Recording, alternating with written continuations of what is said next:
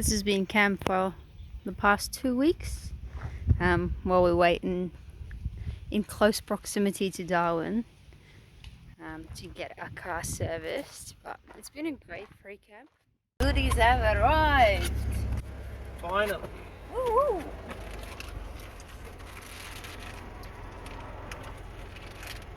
New engine mount, new transmission mount, all to be put in tomorrow. Happy days.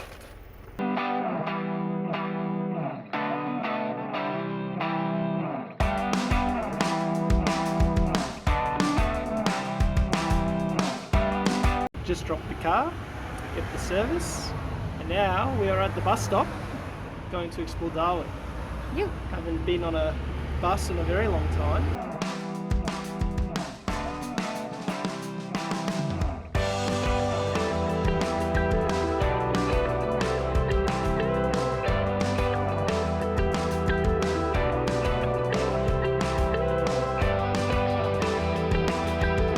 We picked up the Pajero, they did the engine mount and the transmission mount, and the car is so quiet. It is so quiet. Like, there is not even the slightest bit of rattle. So I actually reckon that the mount was on its way out well before the gib, because the car always had, like, when you started it up, it was a bit like a tractor, and it would sort of shake around, not massively, but it would just sort of you just thought it was like bit. a big diesel engine full-wheel drive kind of thing. Yeah, and now with the new mounts, like, literally there is just no movement in the car whatsoever. Yeah, like even the radio used to squeak in certain parts, and it's quiet.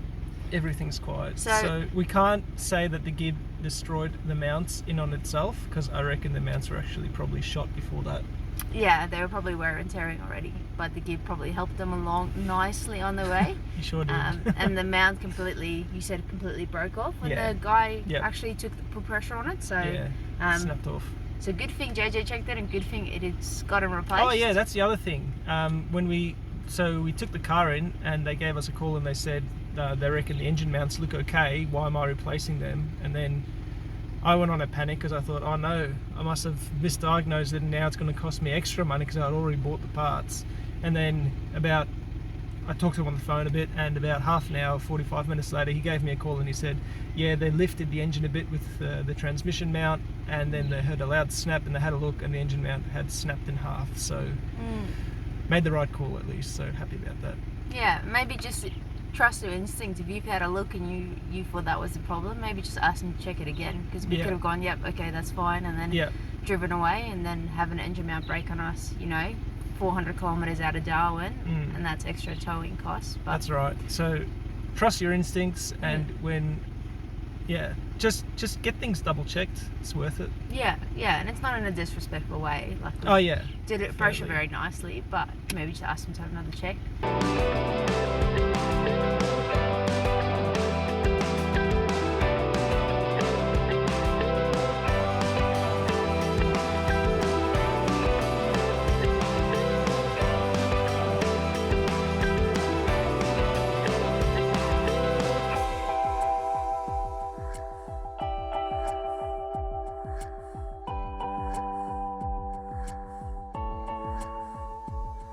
And what's this called? Shady camp? And there's a lot of crocodiles. We found them. We found them. How exciting. We finally have now seen our first 10 or so saltwater crocodiles. Yeah, we thought... They're small still. Like, there's no big ones that we can see just yet. Yeah, he's a bit bigger, but all the ones we can see here are really small. Not really small. I mean, that one's still probably like 2.5 meters long. Yeah. But we've yet to see the big boys. We're going to go to the croc viewing area and see if we can see there. There's one in front of us here.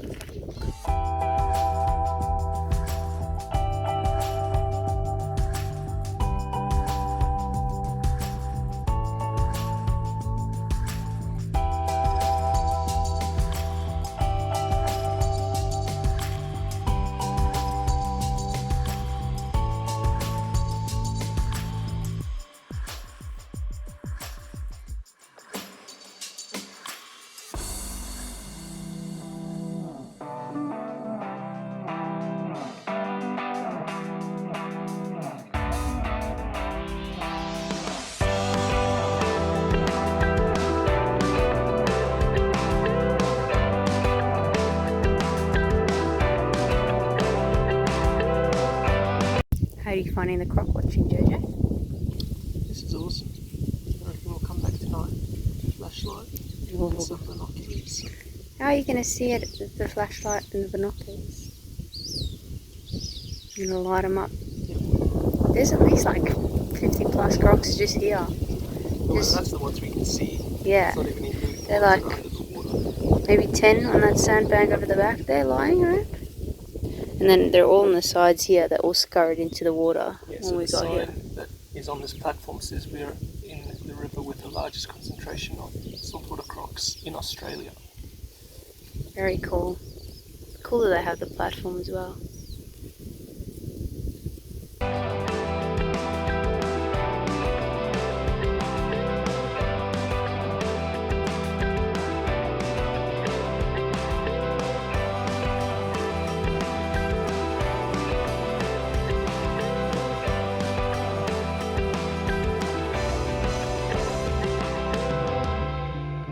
Trying to see if we can catch a barra from camp. Beautiful spot here called Bucket Billabong.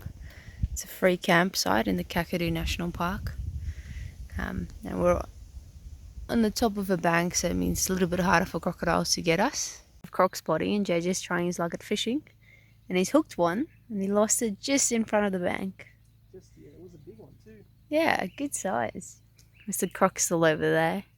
You won't be able to see him. He's underneath those trees, having a bit of a meal. Some fish, we reckon.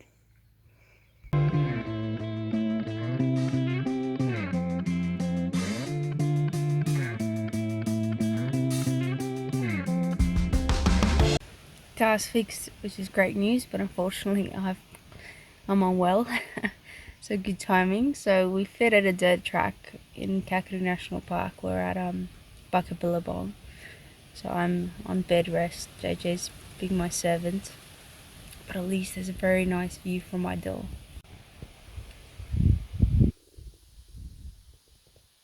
Update on Mr. Crocodile here. So he's just lurking in the water. JJ's keeping him watch. And very interestingly, last night he must have tried to get up this bank, or at least sussing it out, because he's like ripped the plant into the water. I'll show you. Yesterday there was this plant here, similar to this fella here, but in the water. And so when we were fishing, we were like trying to avoid it, but he's completely dug it into the ground there. You can see the sticks sticking out. So he must have, I don't know, maybe climbed up just to see. I don't think he tried to climb up. I think he was either probably chasing a fish and he just went past it, or he's been clearing that so that when we go closer to the water he can strike. Smart little fella. Little buggers. And yesterday we didn't see him at all, and today he's just chilling in the water, keeping an eye on us.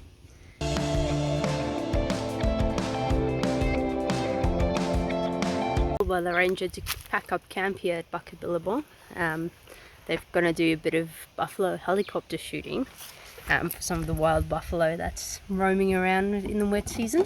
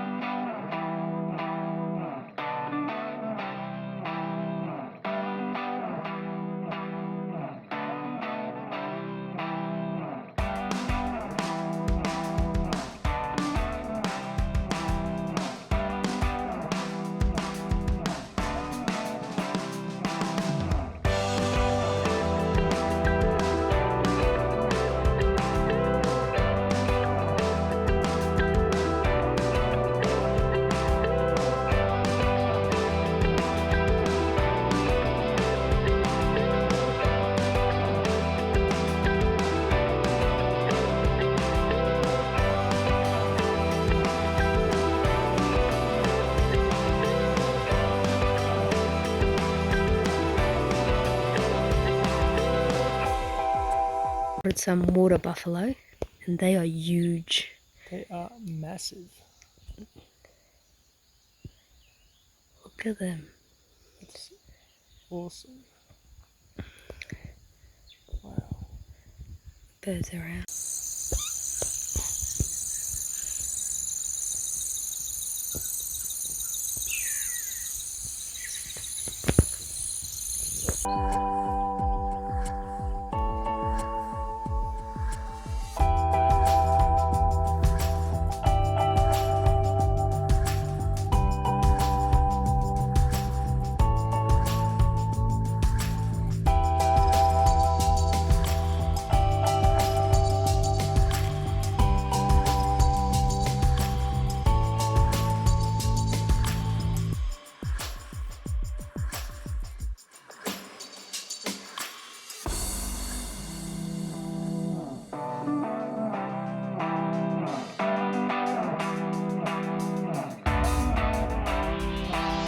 Enter the water at your own risk. For saltwater crocodiles, it was a no from us.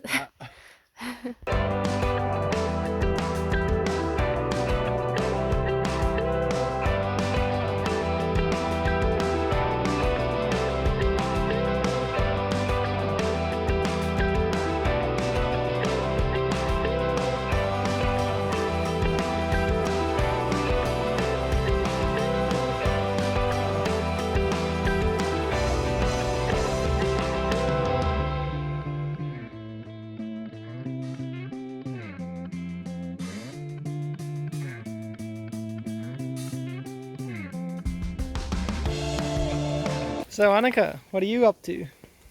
I'm doing some work in my new birthday hammock. This is my new life. I don't think I'll be sleeping in a car ever again. Well, what about the bugs? Well, I've got a bug net. Oh, there you go. Yeah, so bugs can't get me, just the rain. Nice.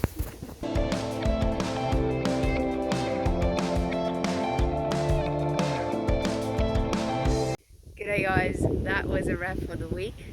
Yeah, we had a great time at Kakadu National Park.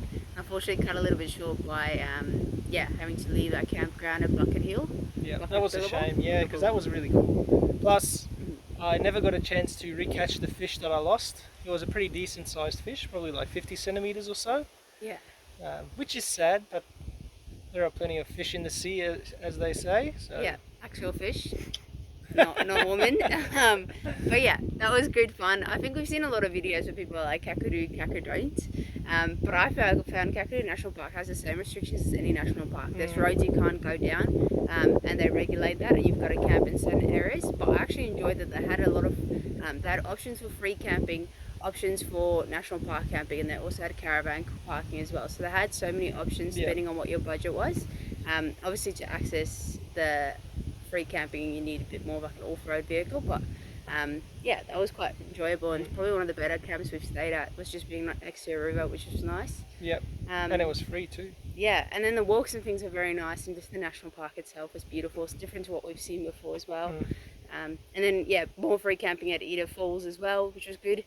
While we wasted a bit more time just waiting for a few packages to arrive, but we're back on the road and looking forward to actually getting regular videos back out and a bit more adventuring rather than just being at the same spot for a long time. Exciting times. Cool. Wait. Yeah, we'll see you guys next week. Alright, catch you.